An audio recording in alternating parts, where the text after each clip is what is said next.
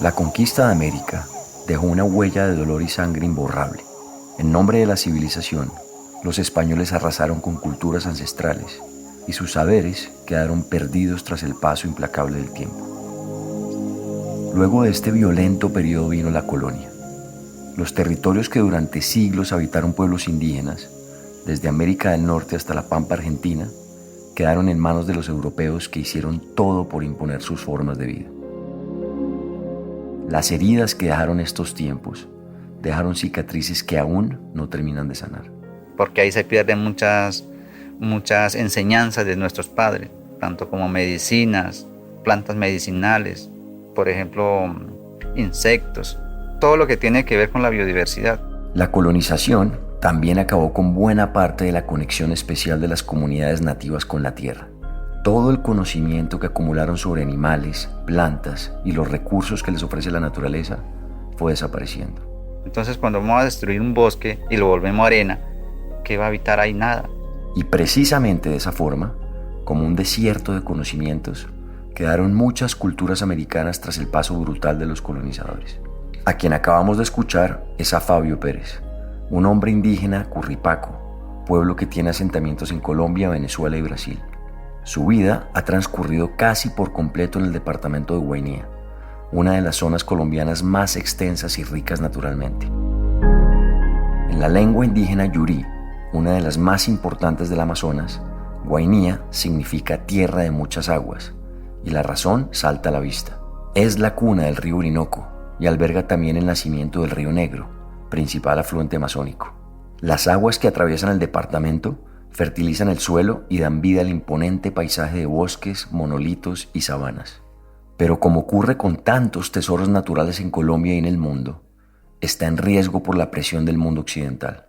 Las industrias amenazan con acabar la enorme diversidad que tiene Guainía, incluyendo los saberes indígenas que han resistido hasta hoy. Yo creo que el foco de nosotros como comunidad indígena es en el tema de conservación. Si toda la comunidad y la población del departamento del Guainía tendría ese conocimiento que tengo, yo creo que vamos a seguir manteniendo nuestra cultura como tal y vamos a seguir manteniendo todo lo que tiene que ver con la biodiversidad, la naturaleza, fauna, el bosque. Hoy más que nunca, el futuro de Guainía y de muchas otras zonas amenazadas por la violencia, las industrias destructoras y la mano del mundo occidental depende del conocimiento de los pueblos ancestrales. Pero no solamente para la supervivencia de ellos, sino de todos los que habitamos este planeta. Nuestra vida y nuestra existencia dependen de un planeta vivo, en equilibrio, y de una sabiduría que a veces parece esconderse entre tanto ruido. ¿Cómo va a ser nuestro futuro? ¿Cómo va a ser el futuro de nuestros nietos, por ejemplo? Lo que nos va a llevar cosas buenas es seguir conservando los verdes que tenemos y las lagunas, los caños, porque eso es lo que nos da vida como comunidad indígena. Esta es la historia de Fabio Pérez y una comunidad que se esfuerza por rescatar del olvido el conocimiento que nos puede ayudar en la difícil tarea de reconectarnos con la tierra. Mi nombre es Nicolás Ibargüen, soy periodista ambientalista y amante de la naturaleza, pero sobre todo soy alguien que está convencido de que debemos cambiar la relación que tenemos con la tierra.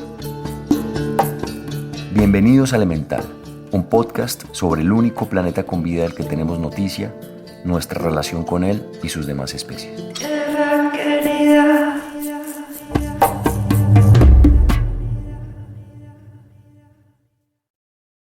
Papá y mamá me contaban que ellos vivían por el Alto Guainía, porque en el Alto Guainía pues empezó el tema de la cauchería, empezó el tema de las fibras, había que trabajar para poder obtener pues lo básico que uno tiene en la casa. La gran mayoría de los habitantes de Guainía son indígenas. En el departamento hay 120 asentamientos, y aunque la mayoría de habitantes son originarios del territorio, según los datos oficiales, es común la presencia de etnias provenientes de otros departamentos como Vichada y Vaupés, e incluso de otros países. Mi padre tiene una descendencia de los indígenas de Brasil porque mi papá fue yeral, y yo llevo la sangre yeral. Los pueblos indígenas comparten buena parte del territorio, pero en medio de lo sagrado de cada espacio natural hay un afluente que atraviesa el departamento y juega un papel clave en la identidad de estas comunidades, el Río Negro.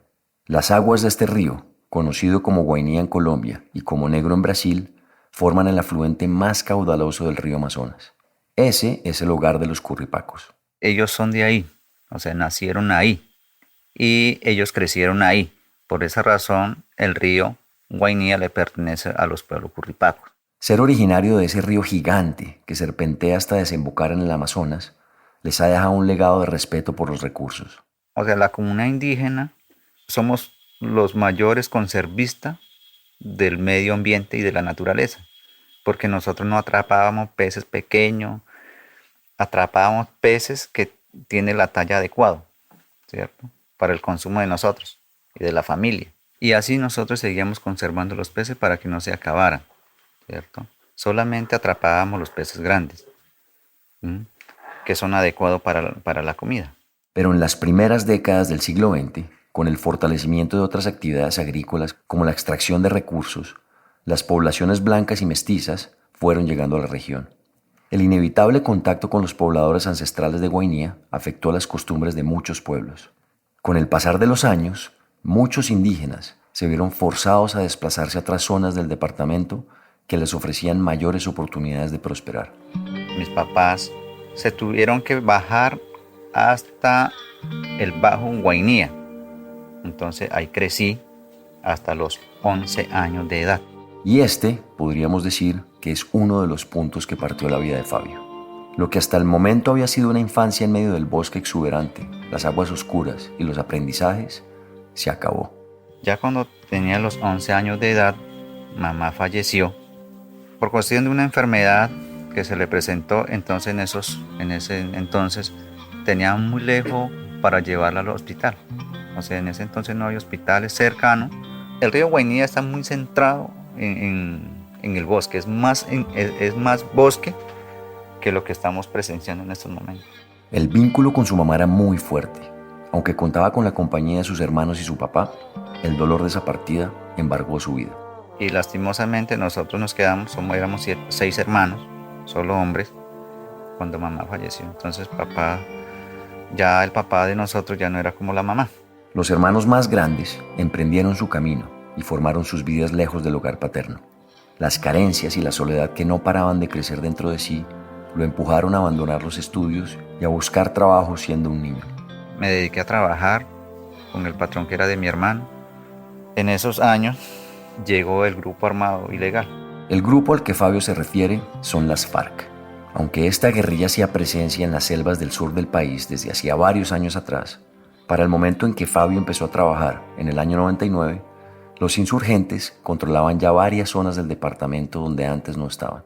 En el 99, yo estuve donde mi hermano en una comunidad que se llama Matraca. Ahí cuando llegaron estos grupos a tomar a Inírida. Cerca de 1000 guerrilleros intentaron tomarse por asalto Puerto Inírida, la capital de Guainía, pero el terror se desató también en algunas poblaciones cercanas. De pronto, yo no estaría contando esta historia por el tema que sucedió ahí, porque en ese entonces, pues iban a reclutar a todos. Llegaron, y nosotros estábamos en una comunidad pequeña, y a las 2 de la tarde, al siguiente día empezó el tiroteo en Inírida. Eran muchachos jóvenes, y en ese entonces, pues, nos pidieron el favor de colaborarle a ellos. No había más de otra, Nico, nos tocaba porque, pues, un señor encañonando a uno, hay que obedecerle. Es la única manera de poder uno salvarse. Lo que les pedían los guerrilleros era cargar armamento y otros insumos para la toma de Inírida. Aunque como cuenta Fabio, no les quedó de otra frente a las amenazas. La preocupación de no poder salir nunca de las filas de los subversivos era muy grande. Antes ya había escuchado historias sobre eso. Los que se sumaban a la guerrilla difícilmente podían salir después. Por ese motivo había que buscar un escape, aunque el riesgo fuera gigante. Si bien no sabían usar armas y fácilmente un guerrillero podría reducirlos a la fuerza, Fabio y los otros reclutados tenían una ventaja significativa. Nosotros desde muy pequeños conocemos todo el bosque, absolutamente todo el bosque. Con 4 personas esperó justo antes de la madrugada, cuando apenas la luz de la luna ilumina tímidamente el contorno de los árboles, para huir. 3 días por el bosque, 3 días y una noche. Aguantamos hambre. No, a mí me dio duro porque es que pues yo era el más pequeño, digamos, más jovencito. Y esa caminata para mí fue muy duro, muy duro.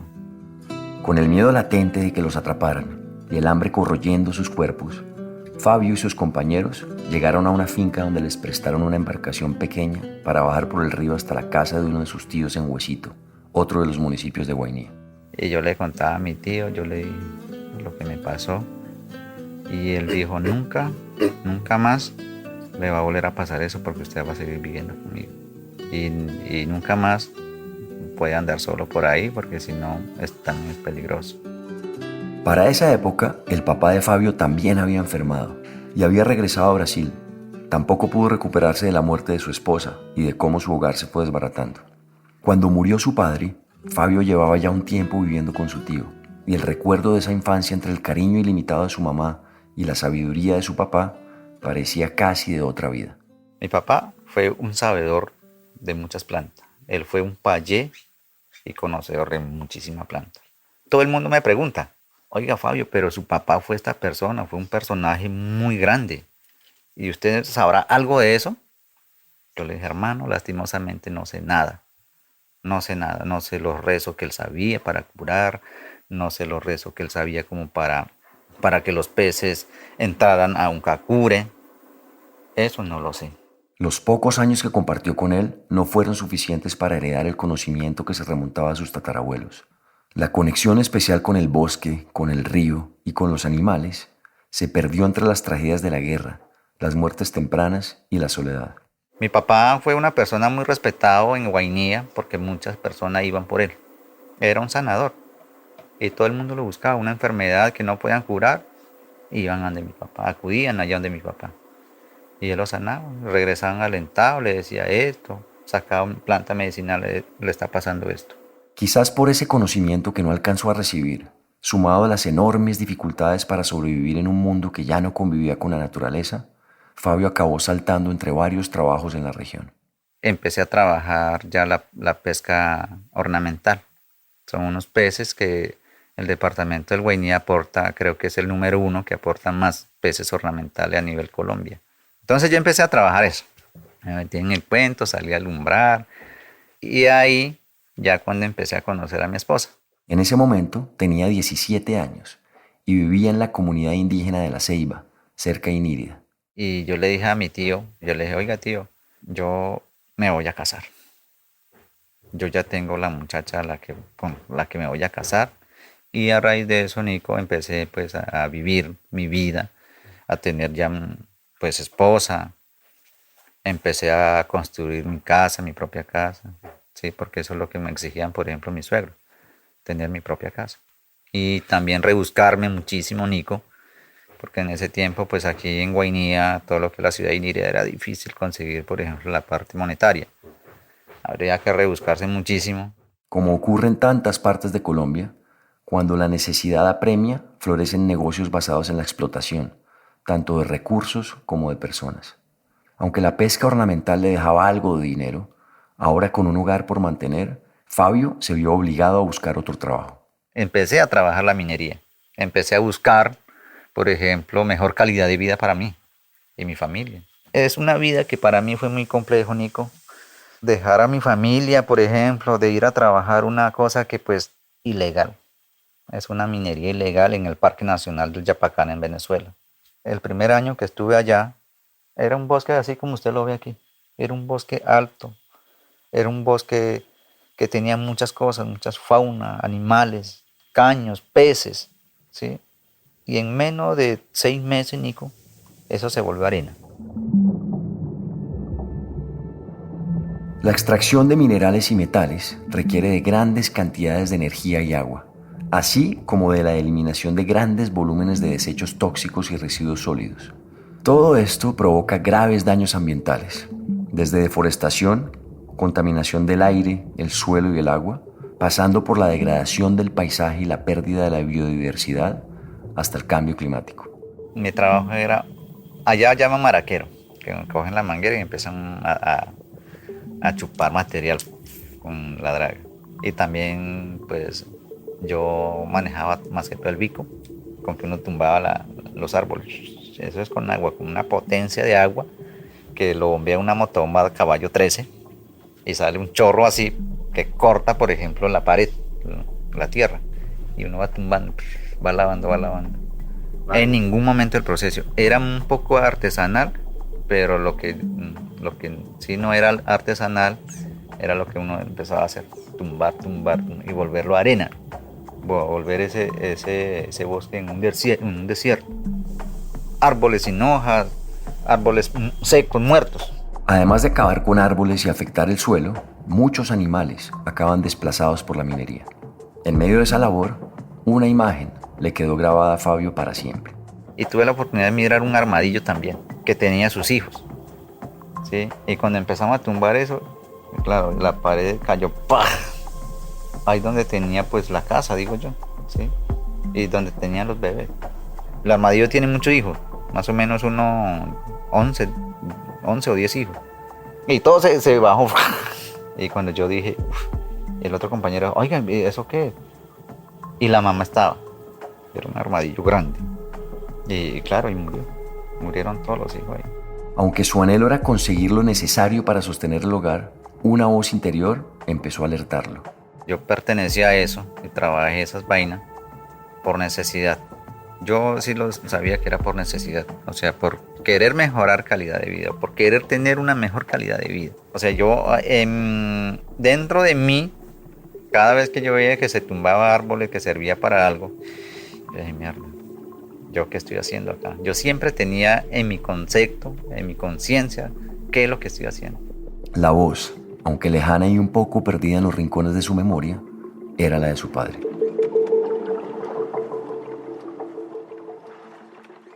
Aunque como contamos anteriormente, él no alcanzó a transmitirles a sus hijos todo el conocimiento sobre el bosque, las medicinas y en general las tradiciones ancestrales de su pueblo, dentro, Fabio había germinado una semilla que surgió de la sabiduría de su papá. Porque mi padre me decía, cuando hay árboles que son medicinales, que sirven para algo, no toque esa tierra, porque algún día usted va a necesitar de eso. Si usted llega y tumba los árboles que ya están identificados, es difícil que usted identifique otro árbol que sirve para curar. Al ver la destrucción en la que estaba participando con la minería, fue consciente por primera vez en mucho tiempo, no solo del enorme daño a la tierra que les daba sustento, sino de la pérdida de lo sagrado. Ese vínculo especial que une a las comunidades indígenas con la madre tierra va mucho más allá de los rituales. Son muchas cosmovisiones unidas casi por completo alrededor del respeto por el planeta y la vida. Esa es su divinidad. En el pueblo curripaco, por ejemplo, los nombres de los clanes están ligados a la naturaleza. Pato de agua, hijos del Guache, hijos del Tapir, nietos de las Pléyades. Pero eso había cambiado de forma abrupta. En la década de los 40, la misionera estadounidense Sophia Muller condujo a los indígenas a la fe cristiana evangélica. Muller estudiaba en la Academia Nacional de Diseño en Nueva York para convertirse en un artista de renombre, pero el mensaje de Dios le llegó casi por casualidad. Conoció a un grupo de jóvenes que predicaban el Nuevo Testamento y la experiencia religiosa se convirtió en su universo. El trabajo misionero apareció como la gran oportunidad para llevar la palabra de Dios a otros lugares. A los 34 años llegó a Guainía atraída por los grupos indígenas de la región. Sofía aprendió su lengua, predicó la fe y esto llevó a cambiar las formas tradicionales de conocimiento ancestral. Ella llegó aquí muy jovencita, primero pasó al Guainía a evangelizar comunidad por comunidad. En ese entonces no había pastores, no había iglesia, no había nada, porque ellos estaban en su cultura.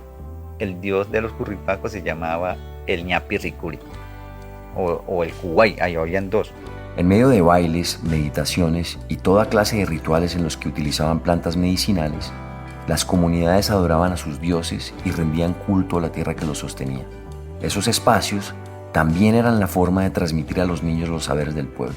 Entonces usted le va pasando toda esa información y el otro empieza a rezar.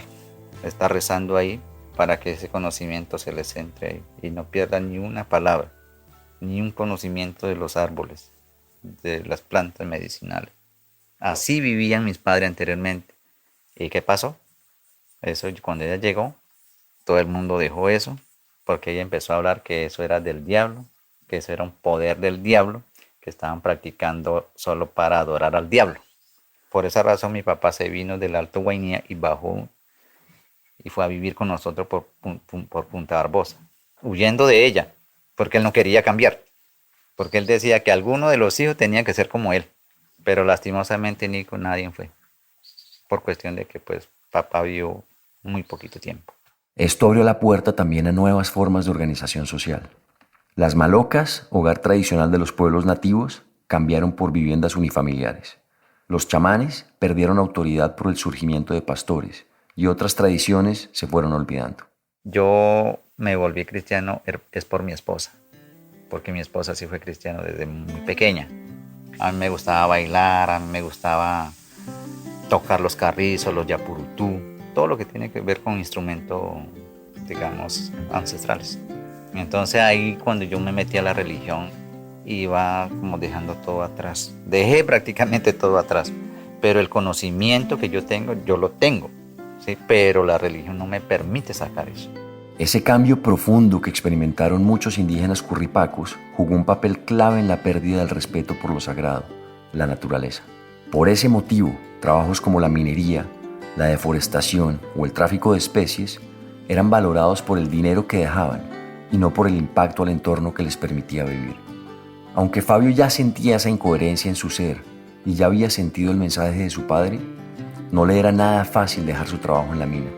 Pero después de varios años, una puerta distinta se abrió.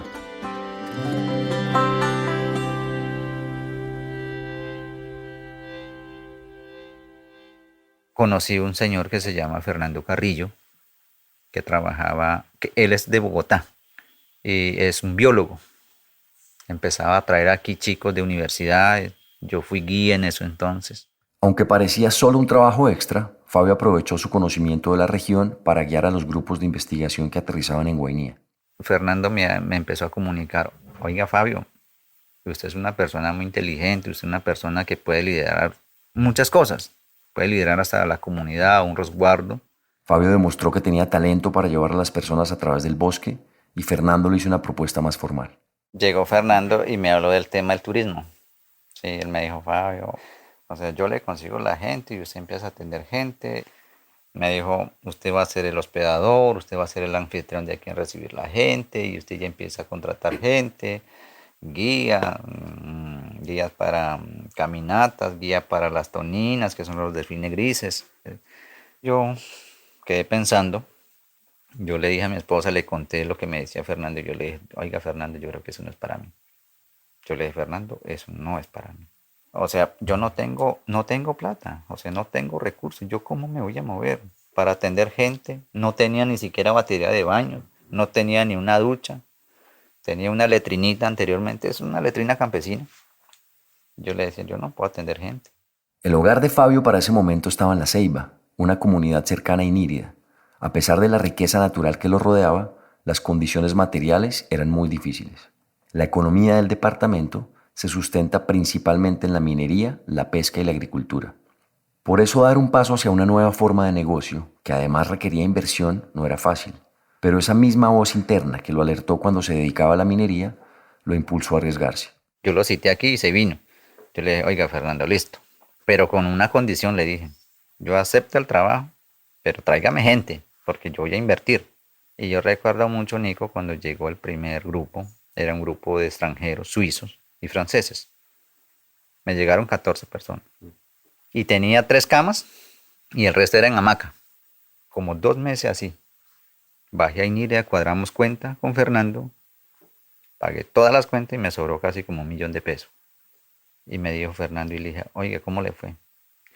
No sé cómo me fue, dígame usted si estuve bien o no. Ya me dijo, va por buen camino, Fabio. Y seguimos trabajando.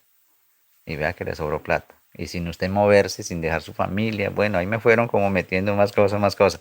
Una de las razones por las que el turismo empezó a prosperar en Guainía fue el proceso de paz con las FARC.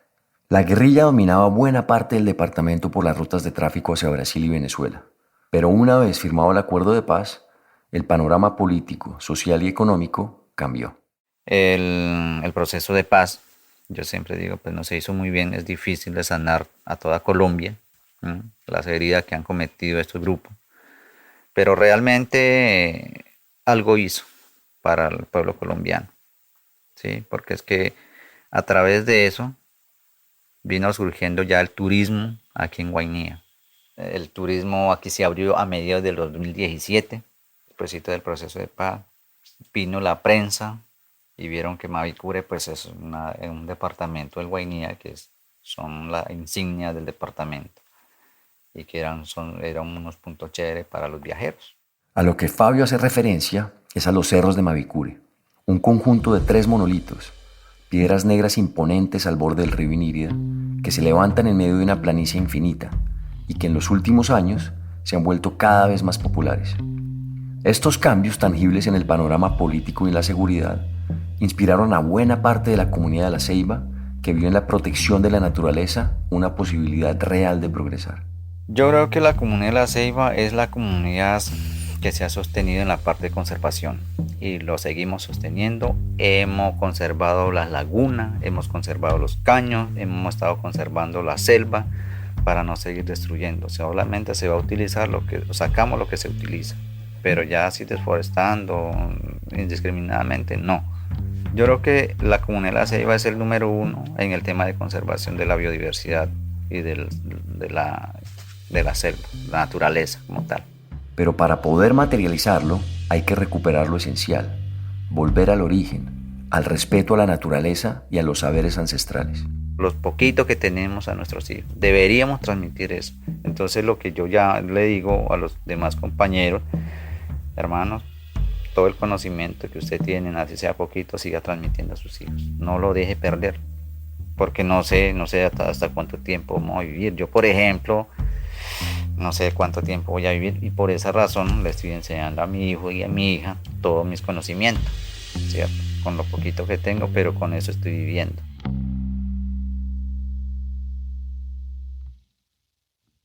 El turismo fue a su vez la puerta de entrada a un nuevo proyecto de Fabio que aporta la reconciliación entre la comunidad y el planeta y que tiene como base a uno de los seres más importantes para el equilibrio ambiental, las abejas.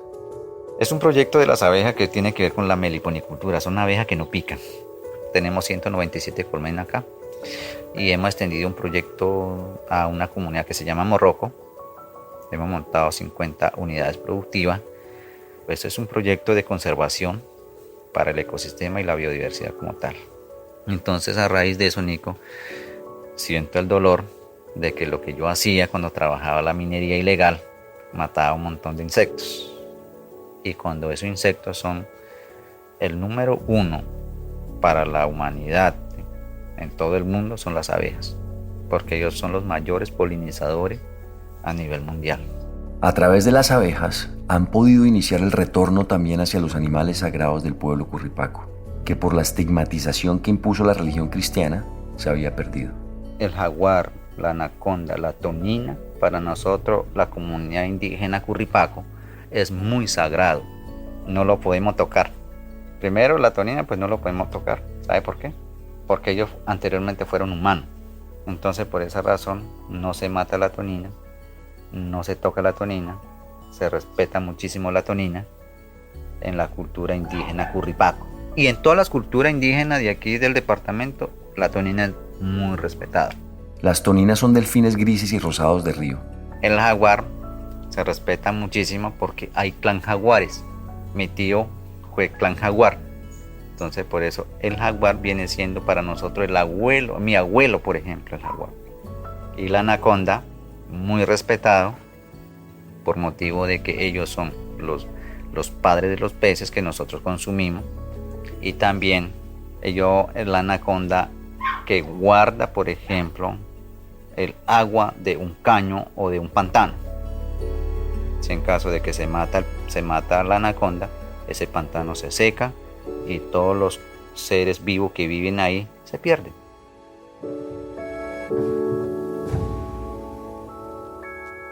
Regresar a estas tradiciones es tan solo una de las formas para rescatar la conexión especial con la tierra, sus especies y saberes, pero aún quedan muchos obstáculos por superar. Estos grandes terratenientes, por ejemplo, que quieran hacer ganadería y grandes cultivos, por ejemplo. Eso es la amenaza que yo siento como nativo de la región. Se calcula que el sector agrícola es responsable del 24% de las emisiones mundiales de gases de efecto invernadero y el 14.5% del total proceden de la ganadería. Nunca antes la Amazonía, región a la que pertenece Guainía, ha estado tan amenazada. La ganadería, la minería y la expansión agrícola ponen en riesgo los ecosistemas, las especies, las comunidades y la enorme diversidad. Y con esto, toda la posibilidad de sobrevivir como especie de manera sana, equilibrada y a largo plazo. Entonces le estoy invitando a mis paisanos curripaco, diciéndole, oiga, tenemos que abrir nuestros ojos, tenemos que proyectarnos, tenemos que ver cuál es el futuro de nuestros hijos, nuestros nietos, qué va a pasar más adelante. No nos preocupemos solamente por la parte monetaria, no. Y esa es mi invitación para los jóvenes de hoy en día, que no sigan destruyendo la naturaleza. La naturaleza está muy completo para nosotros como comunidad indígena. De eso vivimos, para eso llamamos la madre tierra. La plata no es comida. La plata lo puede llevar al fracaso. Y nosotros como comunidad indígena tenemos que pararnos y saber qué significado tiene la plata. Y comparar qué significado tiene el bosque para nosotros. Y qué significado tiene la laguna para nosotros. El río. Y qué mejor manera de invitar a las personas de su comunidad que llevándoles este mensaje en su dialecto. Kukajiaji imari wakapaka, kukaji imari wadecha wawende kajiaji warresguardon kukai kauteka. Kochawataito wawende kantaje parate kaute no kichiñape ima ai maganaji weni pe wayakenai nasotajote naujaga kaicho waujaga pisutoa ima kakacharikau hekajiaji hare yauka pimina hai kupakapariaji le recordajiaji wayakare kajiaji en Guainía.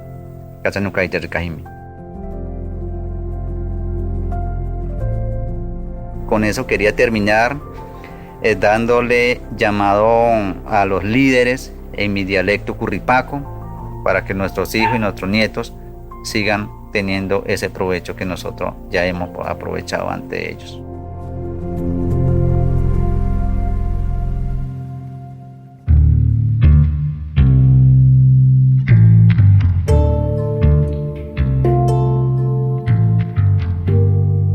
Este episodio es una coproducción del equipo de la no ficción de Excel Content Studios y de Nicolás Ibargüen. El guión fue escrito por Juan Camilo Hernández Meléndez y editado por Miguel Reyes. La producción ejecutiva es de Isaac Lee y Carmen Graterol. Daniel Batista dirige el área de audio en Excel Content Studio. La mezcla y el diseño de sonido son de Valentina Fonseca y Daniel Díaz. La canción de introducción y cierre es de Manuela Mejía y el handpan es interpretado por Felipe Ibargüen. La ilustración de la portada es de Isabela Sotovallejo.